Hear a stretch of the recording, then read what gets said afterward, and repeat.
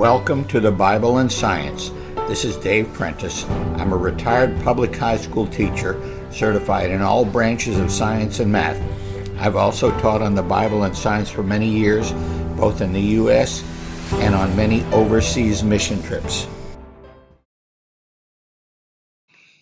This is episode 51 of the Bible and Science. We've been focusing on various types of mammals.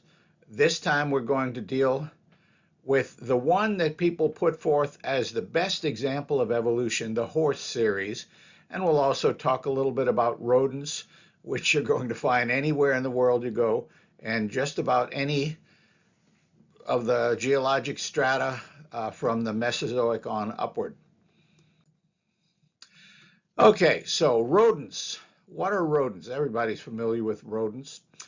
And a lot of people are probably not aware that rabbits and hares are not the same as rodents. They're a different order. They're order Lagomorpha. They appear in the fossil record with all of their identifying characteristics, their ordinal characters, fully developed. There's nothing leading up to them, nothing leading from them. Okay, now rodents. Oh, we love rodents, don't we? There are more species and genera of rodents than all other mammals combined. So the first fossil rodents are easily recognizable as the same basic types as the living ones.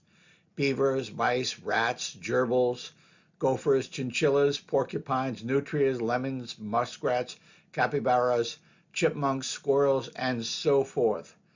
So, there's kind of a joke that a squirrel is just basically a rat with a furry tail. It's a rat that has a public relations agent. Anyway, squirrels are all over the place. I've got them running around my backyard, and my wife tries to chase them away, but they just won't go away. So anyway, where did they come from? They just appear in the fossil record suddenly and fully formed. The first rodents are in the Mesozoic, and then in the Cenozoic, they're all over the place. So where did all of these things come from? This is a recap of the proposed evolution from fish up to various types of mammals. Some ancestral fish, whether it's a cross-opterygian like Ichthyostegus or dipnoids, the longfish, some kind crawled out of the water. Which one? We don't know, but it had to happen because after all, we know evolution is proven scientific fact, right? No, I don't think so. So anyway, either some sort of cross-opterygian like the ichthyostegid amphibians or some sort of a dipnoid like the lungfish crawled out of the water. Well, the ichthyostegids are the ones that you're most commonly going to hear about. There are 5 other amphibian orders, 2 living and the other one's extinct. Okay, what's the transition between them and the ichthyostegids? No, we don't know of anybody. And somehow or other, these creatures that crawled out of the water and turned into amphibians with legs and so forth, they decided to go 2 different directions. One of them was evolved into what are called stem reptiles, and then the stem reptiles gave rise supposedly to the flying reptiles like Rhamphorhynchus and Pteranodon and Pterodactyl and so forth. And then they're also supposed to have given rise to the land reptiles. But wait a minute, we had these amphibians that the fish came out of the water and evolved into amphibians. Some of them, they turned into reptiles. Some of them decided, no, we don't like it on land here, let's go back to the water. So the ones that went back to the water, the marine reptiles, would be the ichthyosaurs, the sauropterygians, and the mosasaurs. So if you watched any of the Jurassic Park movies, you saw the big critter jump up out of the water and grab stuff. That was a mosasaur. But then back to the land reptiles. The land reptiles would have evolved into stem reptiles from which all of the other reptiles evolved. That would have led to stem mammals. And the stem mammals included, supposedly, flying mammals like bats, land mammals, of which there are well over 30 orders. It's hard to tell exactly how many there are. It depends on who's doing the classification. they'll make up different names and different numbers, but somewhere in excess of 30 orders of land mammals. Then there are also several orders of semi-aquatic mammals. So you have the platypuses, and you also have seals, sea lions, and so forth. Those are called pinnipeds. And then you also have the sirenians, which are the manatees and things like that. And then you also have not just semi-aquatic, but fully aquatic mammals, which we've dealt with before, whales and dolphins. Where did they come from? How did they evolve? So we had ancestral fish coming out of the water, and some of their descendants, the stem reptiles, decided to go back into the water, and other of their descendants, the flying and land reptiles, stayed on land for a while, and then they decided, some of them, to go back into the water. How would all of this happen? Animals don't get the features they need. They get the features that their DNA produces in them. So somehow the fish have to evolve a whole bunch of mutations in DNA. There are very elaborate mechanisms in DNA to prevent copying mistakes. Nevertheless, if you believe in evolution, you have to believe that they made incredible numbers of copying mistakes, and this turned them into land animals. But then some of those got incredible numbers of copying mistakes in the DNA that sent them back into the water. They were now well suited for the water. But then of the land reptiles that had evolved from copying mistakes, some of them turned into stem mammals. We're not sure exactly what they were, something along the lines of a rodent, but we don't know. And the stem mammals gave rise to a whole bunch of land mammals, over 30 orders, plus the flying mammals, which are the bats, plus the semi-aquatic mammals, plus the fully aquatic mammals, and all of this is by random mutations in DNA. Well, what are the known transitions? Notice there's nothing but question marks up on the screen. Question marks represent unknown transitions. That is, there are no known transitions. These are all supposed to be the result of random mutations in DNA. Okay, so let's get to horses. The horses are supposed to be the best example of evolution out of anything. Where did horses come from? Well, they're supposed to have come from an extinct order of mammals called condylarths. And notice there are actually a bunch of vertical bars and horizontal bars, and there's no definite connection. There's some hypothetical condylarth ancestor that would have given rise to something that's moving toward being a horse-like creature, which led to something that was an ancestor of the whales, Pakicetus and so forth. And then these would have led to all of the different types of things known in the fossil record, all of this because of random mutations in the DNA. Condylarths are known as a wastebasket taxon. They're proposed as ancestors. Why? Because there's nothing else to offer in their place. So some of the main ones are the cetaceans, which we've talked about before, the whales and dolphins and so forth, and then artiodactyls, and then perissodactyls, which have an odd number of hooved feet. Artiodactyls have an even number of hooved feet. And then you have a whole bunch of other things that are supposed to evolve from them. Why? Well, we put condylarths because we don't know anything else. So where did horses come from? Horses belong to order Perissodactyla, which have an odd number of toes that have hooves. Evolution says things are going to go along and they're going to increase in complexity and information content. Creation goes the other way. It says there is going to be, perhaps I have it wrong on the slide, it should be decreasing complexity with subsequent deterioration. At the very beginning, it would have been a great deal of complexity, not increasing, but decreasing complexity, maximum complexity at the beginning. And then later, subsequent deterioration. So evolution says the process would work by natural selection operating on random mutation that produces new kinds of creatures. Creation says no, natural selection weeds out defective specimens, but it doesn't produce anything new. Evolution says there should be a gradual change from one kind of another with more transitional forms and final forms. If it took you hundreds of steps to get from some sort of a condylarth to horses, well, okay, the condylarths is your beginning stage, the horses are your final stage, and you're going to find some of the final stages, but there had to be many, many, many more transitions than there were final stages, where creation says, no, everything appeared suddenly fully formed without transitional forms. Now, there can certainly be variation within types, but it's not a new type that suddenly appears. It's just some sort of a variation of a kind that previously was there. Okay, when we talk about horses, they're supposed to have appeared in various geologic epochs. In the Eocene, we had Eohippus or Hyracotherium. We had Orohippus, Epihippus.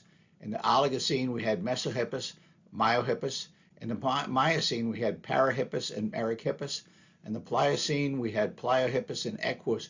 That's what you're normally going to read in your textbooks or in a library, in a museum display or something like that. It's a whole lot more complicated than that. So, for instance, the three Eocene types that are called horses are very unhorse-like. Eohippus, Orohippus, Epihippus, very unhorse-like. They're similar enough that some think that they're just variation of a single genus. And supposedly, now this is one of my favorite things, the earliest so-called members of the horse series, Eohippus, Orohippus, Epihippus, they're supposed to have evolved from condylarths. Condylarths had hooves. Those first three members, actually the next two members as well, of the so-called horse series didn't have hooves. They had padded toes.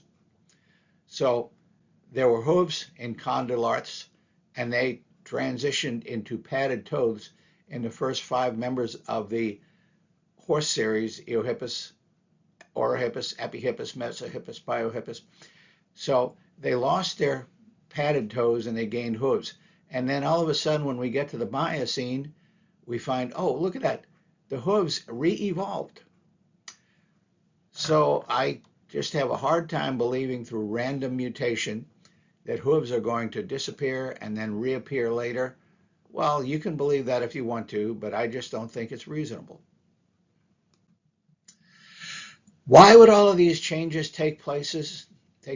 Well, Lamarckianism is a commonly held idea, and I even read it in many of the technical articles I read in the science journals, that, well, they needed to have hooves because the ground was harder and they wouldn't do as well if they just had the padded toes.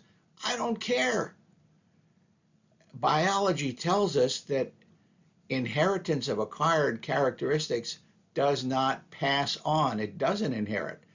So if you have some sort of an animal that needs to have hooves and it somehow acquires hooves, those are not going to be passed on to descendants. Or if it needed soft padded feet, those will not be passed on to the descendants. You can build up your muscles all you want. Your children will not be any stronger for it because you have to have mutations in DNA to change the characteristics that are inherited by the members of any particular type. So the so-called early horses, the Eocene, Orohippus, Epihippus, and Eohippus, they're supposed to have gradually evolved from the condylarths. They're supposed to have gradually evolved the padded feet, as well as the Oligocene, Mesohippus, and Myohippus. Those all had toes with pads. Then the so-called later horses, according to the evolutionary timescale, they had hooves. I've read many articles, even in the science journals, that present the idea that the padded horses had the kind of feet they had because they needed them to run in the soft forest environment. of the Eocene and Oligocene. And then the later horses, Parahippus, Merychippus, Pliohippus, and Equus, they had hooves because they needed to run on the harder ground of the Miocene and later, which was grassland. It doesn't work that way. I don't care what you need. Unless you get mutations in your DNA, you're not going to acquire new features. They're not going to pass on. Lamarck is the guy that came up with the idea that the giraffes stretched the necks and it was passed on. It doesn't work. Lamarckianism has been thoroughly falsified through many, many, many experiments. Organisms do not get new features because they need them, but only because they're coded in the DNA. So this is supposedly showing the fossil record of horses. It's not the straight line thing that you'll see in museums and textbooks and places like that. Instead, no, they're supposed to have started in North America, and then at various times they jumped over to Europe, they jumped down to South America, and they jumped back. Well, as the author Donald Prothero describes it, this is a modern view of horse evolution, emphasizing the bushy, branching nature of their history, as many more fossils have been found and new species named.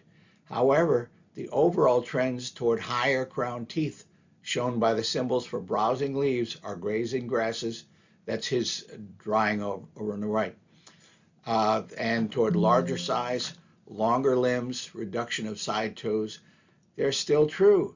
Okay, he published this in 1994, and it shows these things just kind of jump back and forth between continents. Oh, you got a little bit of a problem. You got the Atlantic Ocean in the middle. How are these creatures going to cross the Atlantic Ocean? Many of these, like from the Miocene, the Pliocene, and so forth, the oceans are supposed to have been in a rather similar arrangement to what they are now. So let's see what happens about the horse series. It's not a series at all. It jumps back and forth between North America, Asia, Europe, and even a few to South America.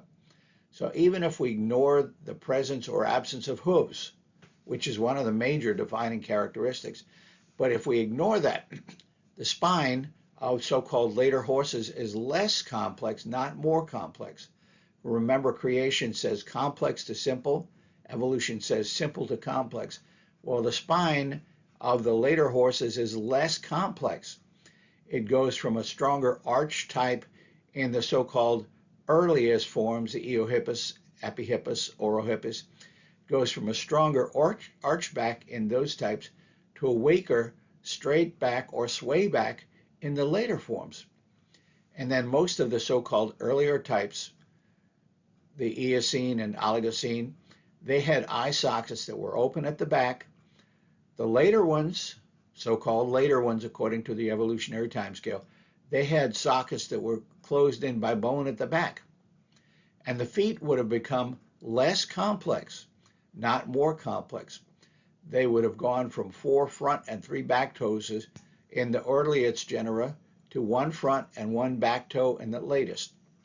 And you figure, oh, you got the little tiny Eohippus, and then the modern horse, there's not a steady increase in size.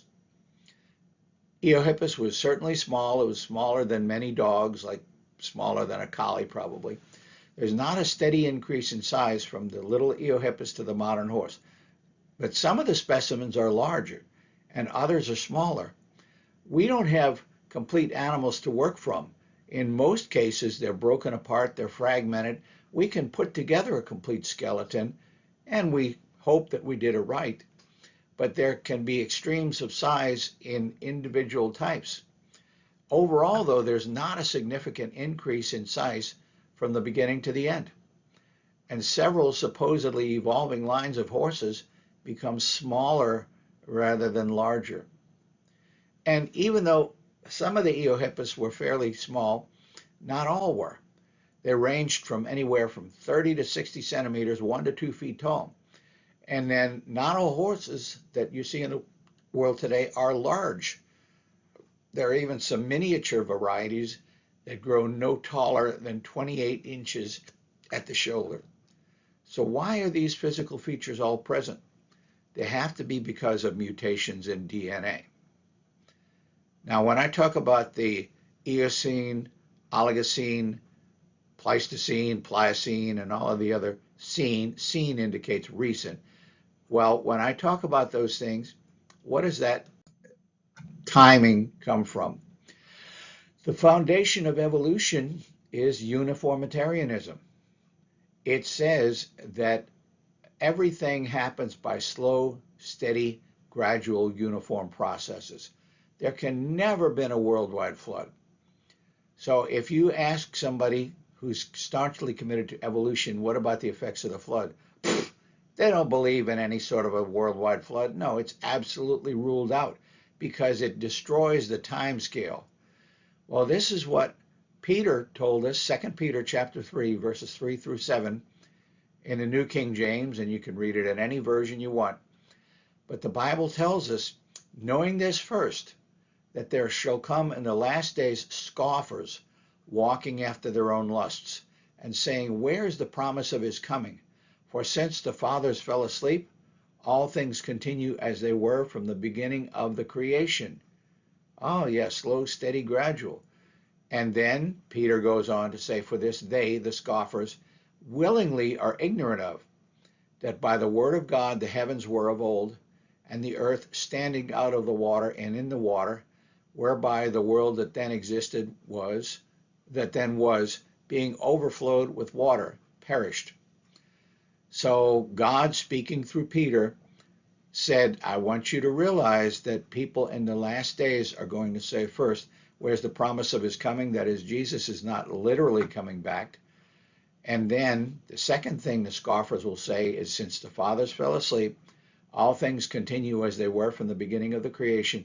That is, no catastrophic events are allowed that will make a radical change to the geologic time scale. Everything has to be slow, steady, gradual. But then the third thing the scoffers are going to say in the last paragraph, the scoffers are willingly ignorant that the world that then existed was overflowed with water and perished. There can never have been a worldwide flood. My interpretation of the majority of the fossil record is that it had to do with Noah's flood. We don't know exactly which level marks the high point of the flood, but the flood is certainly going to be one of the major factors involved in producing all of the strata. So where do we see this geologic column in nature? We don't. The single most complete section of the geologic column is at the Grand Canyon in Arizona. There's Precambrian rocks, there's Cambrian rocks, there's no Ordovician or Silurian, and then you have Devonian, Mississippian, Pennsylvanian, and Permian, and you don't have any of the other ones supposedly above the Triassic, Jurassic, Cretaceous, and so forth. These things are not found in nature. You'll find Cretaceous and Jurassic and so forth elsewhere, but you don't find any one place where they're all together. The only place that the complete geologic column exists is in in textbooks. So the gap from Cambrian to Devonian at the Grand Canyon is supposed to represent over 70 million years of missing fossils, and then from Permian to the present is pretty close to 300 million years, and they're just not there. Now, if you believe, as I do, in catastrophism, that many of the geologic strata were deposited by catastrophic events, such as Noah's flood. It's not the only catastrophic event that has ever happened. It's the biggest one by far. But then Channel Scablands up in the northwest, those would have been produced by catastrophic events where the water broke through a natural sediment dam, and also local floods, volcanoes. There could have been asteroid impacts. So we would generally believe that many of the geologic strata were deposited by things like Noah's flood and the flow of the water afterward, but then not limited to that.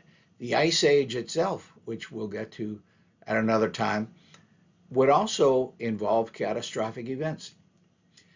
So you hear about Pangea and so forth. Well, we believe, creationists believe, the present continents split off from one original landmass during or after the flood recorded in the Bible.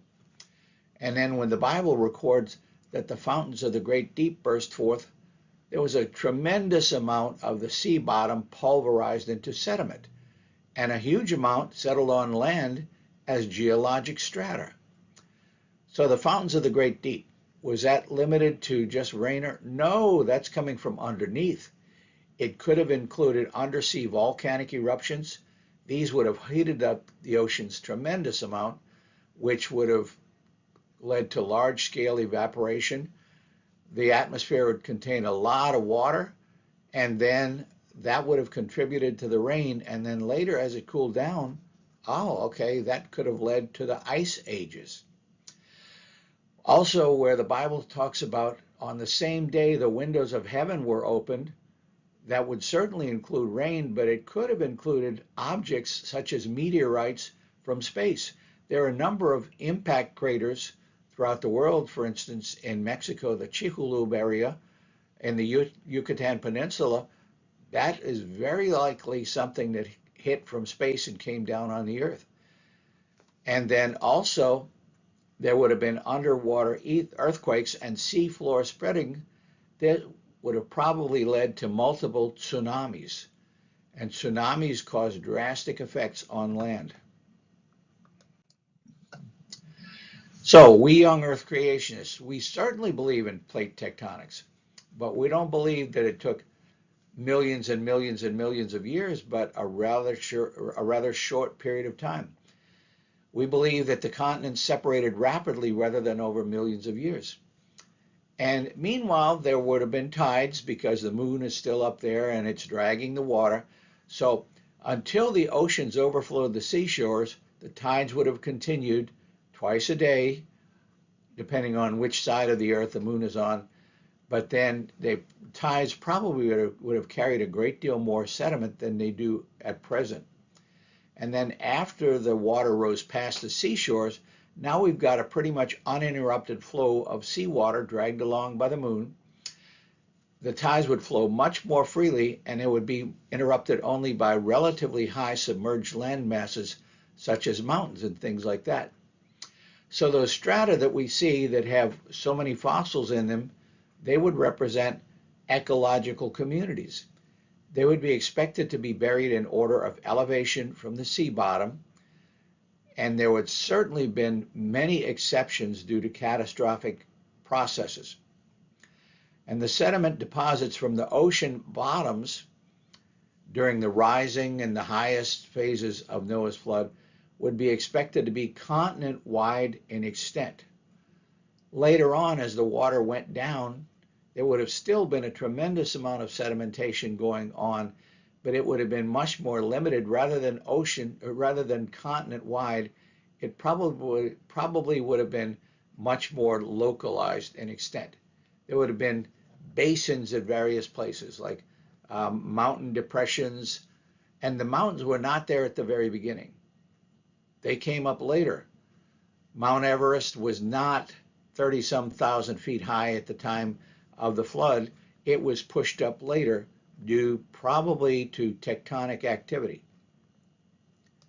So at what point did Noah's flood reach its highest and then start to go down? Well, there are young Earth creationist geologists. Did you know that? Yes, there are creationist geologists. They have at least three positions as to which layer represents the high point of the flood. Some believe it was up near the top at the Neogean and Quaternary boundary, Pliocene to Pleistocene, or the NQ boundary. Many believe that. Others believe that the boundary where the flood was at its highest was somewhere around the Cretaceous to Tertiary boundary, KT. Others believe, which I don't believe, I follow the first position, that the highest point of the flood was at the boundary between the Permian, that is the Paleozoic, and the Mesozoic. There's a great deal of debate going on. I recently went to the Creation Research Society annual meeting, and if anybody's interested, next year there'll be the International Conference on Creationism in Ohio, and I'm sure there will be presentations there as to what was the highest level of the flood. It's an unsettled issue among creationist geologists, but the flood did end at some point. In the next episode, we'll deal with what happened in the aftermath of the flood as the water was receding and the sediment was settling and so forth. And then we'll get into more specifics about the various types of horses. So that'll be in the next episode. See you later, or you'll see me later.